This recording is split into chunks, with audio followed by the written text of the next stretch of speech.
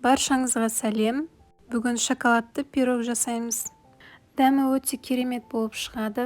Ортасы толық піскен және осындай әдемі болып көтеріледі. Құрамына керек өнімдердің мөлшерін видео астындағы сипаттамаға жазып қалдырамын.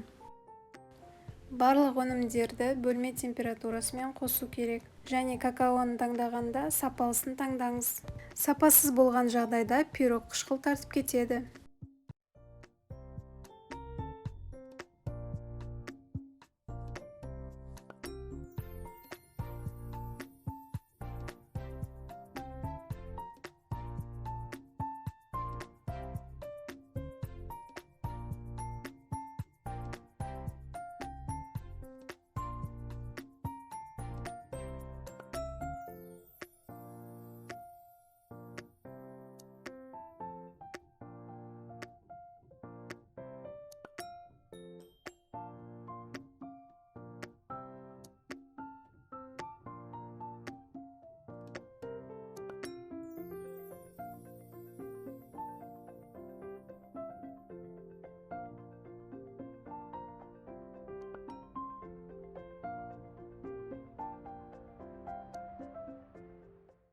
Қызып тұрған пеште 170 градуста 30 минут пісіріп аламыз.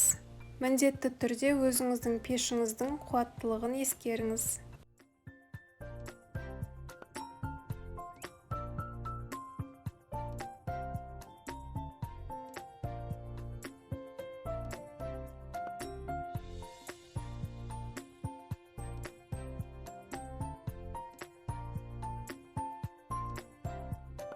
Бәлішіміз де дайын болды. Сіздер де жасап көріңіздер.